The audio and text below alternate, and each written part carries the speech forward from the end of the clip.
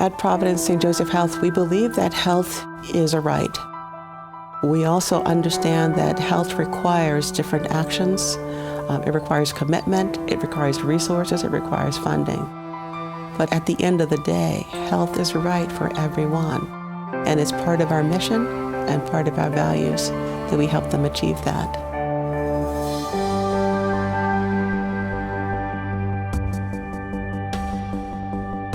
When we talk about providing health and well-being services to individuals, we are most definitely not talking about only limiting our services and solutions to a care facility or care provider. We're actually talking about treating the whole person. And that means that we have to basically look at how they live, what they need, what their resources are, and how they're able to access care. These are our complex patients, our complex populations. And when we talk about health for all, we mean health for all. It all ties in. It's one loop: people, community, resources.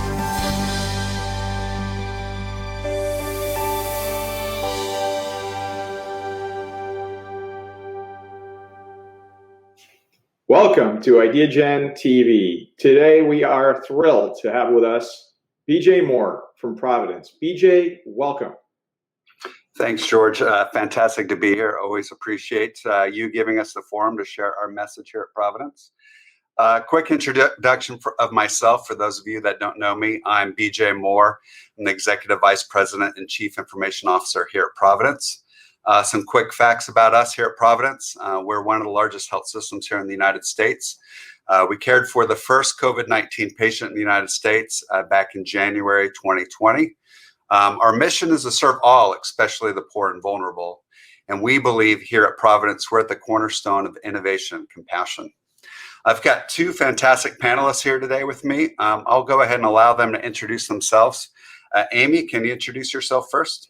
Sure. I'm Dr. Amy Compton-Phillips. I'm an internist by background and currently serving as the Chief Clinical Officer and President here at Providence. Over to you, Wasif. Hello, I'm Wasif Rasheed. I'm the EVP and the Chief Revenue and Growth Officer at Providence, working on our diversification agenda. Excellent. Thanks, you guys, and welcome. Let's go ahead and just jump into the panel. I think we've got a great message to share. So I'll go ahead and kick off the first question. Amy, this is for you. Well, it's actually for both of you, but let's start with you, Amy. When you think of healthcare innovation being enabled by technology, what do you think of?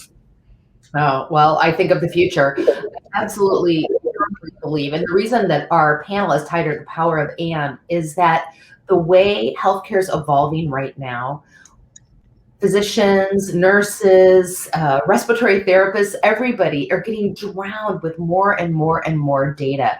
And the only way we can actually use that data to cull through the volume, have some sense making in what's coming in at us, is to actually use data and technology to simplify and streamline. And the analogy I use all the time is we're living under a haystack, and that haystack is getting bigger, bigger, bigger. And we have to keep finding the same needles coming at us here in healthcare. And so that takes having partners like you, BJ, and you, Wasif, to help us that are actually, out in front lines touching patients, figure out how to make sense of all the information coming in through our electronic medical records, our sensors, through the literature that's expanded at an ever-increasing rate. And I would say that our time during COVID, and if you want to get into details, our time during COVID, there's no way we would be coming down on the backside of a pandemic here in the spring of 2021 that just started 18 months ago, if we didn't actually leverage that power of and thinking about data, technology, and medical care coming together to solve a crisis of our time.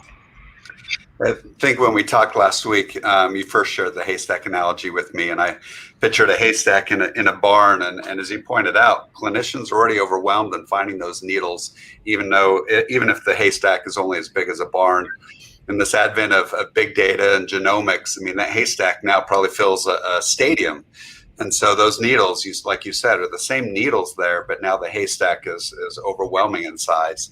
And what I hear you say, it's really only through technology that we're going to really enable those clinicians access to those needles. Is that a fair summary? That's exactly right. And the way I think about it is it's just hard. You know, back when I trained in medicine and I had all the information I needed in a paper chart sitting in my office, I had all the information in front of me, right? And even then, even with that paper chart, it would be easy to lose some information in the back of the chart. Sure. Well, it turns out now that that chart is the size of a barn, because that chart isn't just the information that I collected in my office with that individual, but everything they had at their hospital, everything they had at all the different specialists they see, everything they had with their prior doctors that now get linked in through electronic data exchanges, right? So and oh, by the way, Fitbit and all the digital dust that we generate in the rest of our lives. And when patients come in, they expect me to have a sense of all that other information about them and figure out, oh yeah, you know, it was a decade ago that my thyroid test was abnormal with a different provider in a different neighborhood, right? Maybe a different state, maybe a different country, but I need to know that. And so the only way that can happen, that cannot happen with any one individual's brain culling through those reams of information. We need tools to help us, and we need tools to help us be able to practice medicine more easily, and we need tools so that patients get the care they need more easily. It really is together that we can simplify health. Yeah, that's fantastic, Amy. Wasif, I'll ask you the same question. When you think of healthcare innovation being enabled by technology, what do you think of? Yeah, BJ, just to maybe add on to what Amy has said, you know, medicine and healthcare is a science that's driven and relying on connected data to generate trends and correlation. You know, technologies like artificial intelligence and machine learning can help find trends, correlations, errors, insights, much more at a scale and speed previously unattainable. And just to kind of highlight a couple of examples, you know, we've been looking at sort of combining massive amounts of sort of patient records to identify candidates for new clinical trials that have just become available. You know, in reviewing medical bills that I think most of us who are listening find incredibly complicated with vast amount of paper going back and forth, we can use some of this insight to reduce friction in the processing and make the process more transparent and simple to the patient.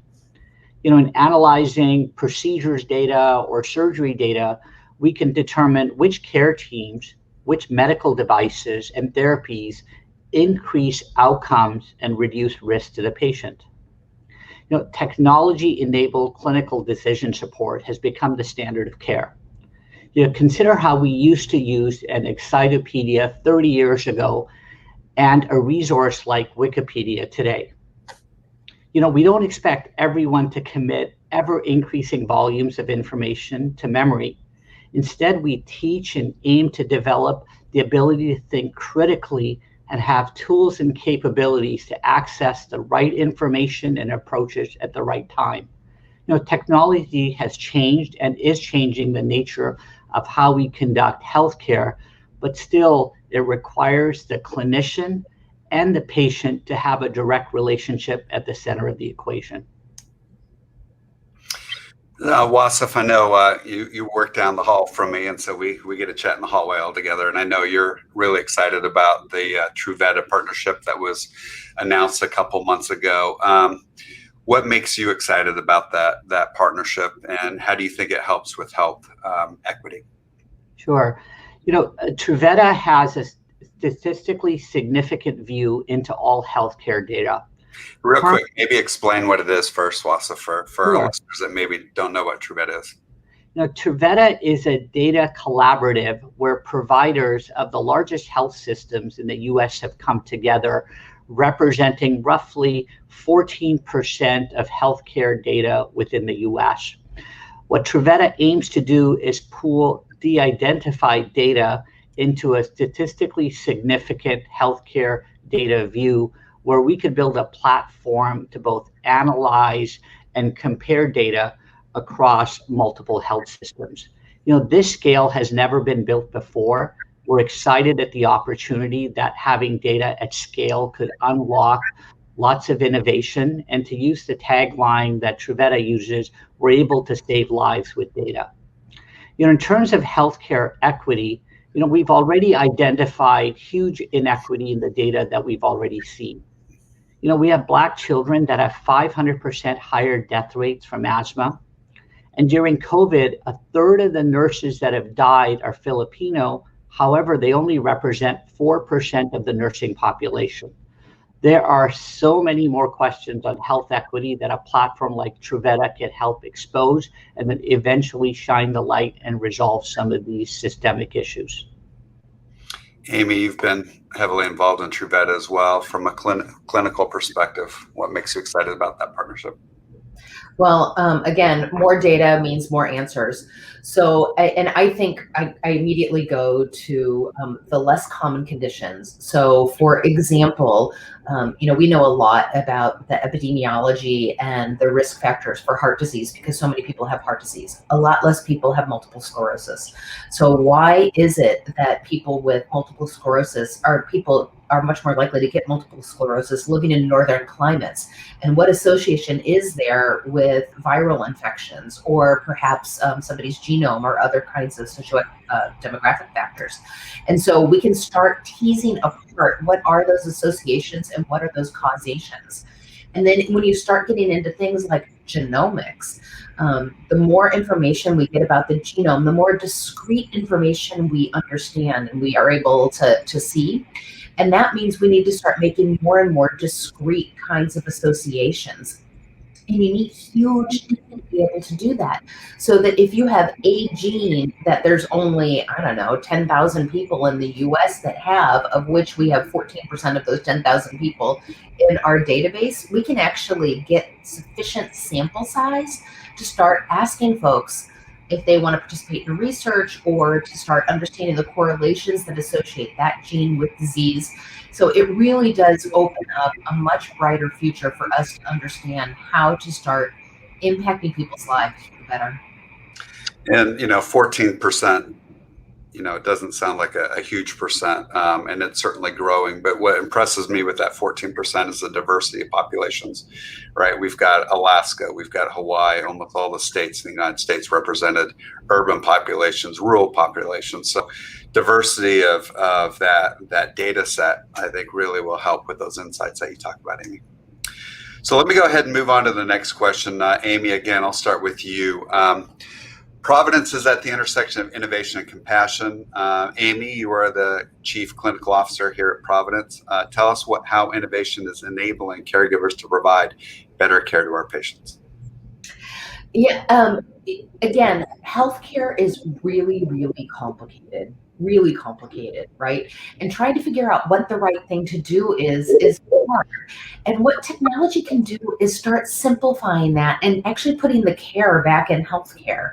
So I think about, for example, let's use COVID as an example, since that's fresh and top of mind still for lots of folks. But during COVID, when we started getting ramping up the number of people who it was clear back in the spring of 2020, we sat down and said, okay, this is not 1918. This is 2020. We have different tools. We have different technology today. How can we help provide people care if they Google on, do I have COVID? And we sat down and thought through the workflow of how do we leverage technology to be able to make care better, make care more compassionate for people. And that included everything from going through an algorithm, building a chat bot to help people understand so they didn't have to hang on the phone, but they could actually click on a video visit and allow for that to happen. If they needed a test, we could connect them quickly and easily with the testing center. And then if they did test positive and we were a little bit worried about them, but they didn't want to get admitted to the hospital or didn't seem bad enough to get admitted to the hospital, because if you recall, getting admitted to the hospital meant you were separated from your family. Well, we actually set up a COVID at home program so that we could actually monitor patients in their home with a pulse ox and a thermometer and regular check-ins by nurses so that people could be confident and comfortable getting care at home. And that is totally enabled by technology for providing care in a much more compassionate, much more minimally disruptive way for the people who receive that care. And by the way, BJ, we've done that over 18,000 times now. So over 18,000 people were able to get care supported by technology in a much more compassionate way. And I love how you state, it wasn't 1918. We shouldn't use the same processes and systems and tools that we would have used back then. And back in the spring, we were worried about ICU beds, right? And I should have mentioned in my introduction, I'm also responsible for real estate and facilities. And so, there was no opportunity to build new hospital beds, right? And so instead, we virtually increased those either through telehealth or through the remote care. So just a great example of how we use technology to be applied to a problem in a unique and then scalable way. So Wasif, I'm going to switch to you. You're the Chief Revenue and Growth Officer here at Providence. Tell us more about the work we are doing in partnerships and business building to integrate technology while growing and diversifying revenue. How does the strategy of the businesses fit into Providence's overall strategy and mission? Sure, BJ, and I'll highlight sort of a couple of things. One of the things that we've been sort of focusing on is this sort of platform for personalizing medicine, using data and technology to broaden delivery of care and streamline the patient experience. Investing in technologies to enable caregivers to have information at their fingertips, and collaborations with organizations like Microsoft and some of the work that your team has been doing around bringing data and insights at the time of care. We have multiple ways of sort of enabling this. We've entered into partnerships with organizations such as Grail that will bring to our patients the latest clinical advances and therapies. Integria, which is a health and services organization we have launched, we have multiple efforts to help personalize the experience for caregivers and consumers. The solutions provided by Quivic helps our caregivers develop more modern clinical practices, and to do so in a manner that protects patients' data through blockchain solutions provided by Lumetic. As a part of Truvetta that I previously mentioned, we're also working to provide access across the systems to protect our data, de-identify it, and to foster research insights around increasingly specific cohorts and some of the rare disease conditions Amy highlighted earlier. Second, created by one of the largest health systems, both Truvetta and Integria merges some of the greatest technical talent in the industry with some of the clinical talent that exists broadly across our health system. So we're able to pair up very talented researchers and clinicians in Dr. Compton-Phillips organization with some of the technical talent that we've brought together with Truvetta and Integria. And finally, the work that we're doing helps enable and brings to life our Providence's mission of serving the poor and vulnerable, as well as the imperative of creating health equity. It gets to the motivation that draws so many of us outside of healthcare into healthcare, and that's the ability to make a difference in a meaningful way to some of the most vulnerable moments in people's lives. We've already spoken a little bit how Truvetta is democratizing care so that any small regional system can have access to insights that leapfrog the sophisticated clinical insights of the largest health systems. Truvetta also supports patients who benefit from data and intelligence that informs better care and therapies. Integria is committed to bringing the best-in-class technologies and health solutions that have been pioneered by large health systems like Providence and some of the work that your team has been doing to some of the smaller community hospitals which don't necessarily have the resources. Yeah, and Amy, I'm going to put you on the spot. I apologize. I really want to play off of what Wasif said. I mean, that's the title of this is The Power of And we talked last week. The two communities have kind of gone it alone, and we believe it's a different approach, right? Historically, it's been healthcare systems, obviously evolving health, which is our primary role, and tech companies have had kind of forays into healthcare over the past decade, and frankly haven't had success. And really, it's the power of and. We believe it's the two of them together. Do you mind kind of sharing your insights on that, how this approach is different than maybe the failed processes in the past? Yeah, I think you're 100% right. You just said it, that going it alone, that it takes real hubris to think that we're healthcare, ergo we know everything about technology, and we're going to out Microsoft, and out Amazon, and out Apple. Like that, of course, we're not going to, right? In healthcare. At the same time, I don't think that those tech companies can those can't out healthcare. That there actually is knowledge. And one of the reasons why we think that healthcare has been slower to the party with being able to get the same kinds of productivity and innovation and service gains in healthcare is because it is an incredibly complex industry, not only because of the payment mechanisms and because of regulation, because it's inherently really, really complicated. And that for any one industry to be able to go it alone, they're going to be less successful than taking the thinkers and the leaders and the doers of that industry and putting them in the same room and getting that kind of cross collaboration. We know that when we have individuals with different backgrounds, highly diverse backgrounds, it's another argument, by the way, for diversity and inclusion, is that when we bring people with these diverse backgrounds that are allowed to bring their gifts to the table, that we actually can succeed at that innovation of at that intersection of innovation and compassion that we want to, of how we simplify, streamline, and make great health a right, not a privilege. Because we're not ever going to be able to solve for health for all, health for a better world, including those that are poor and vulnerable, unless we can make it more affordable, accessible, and available for all, which takes that intersection of technology and healthcare working together. Thanks, Amy. So last question, bit pie in the sky. Let's really think outside of the box here, totally unscripted. So you're both leaders in your respective fields.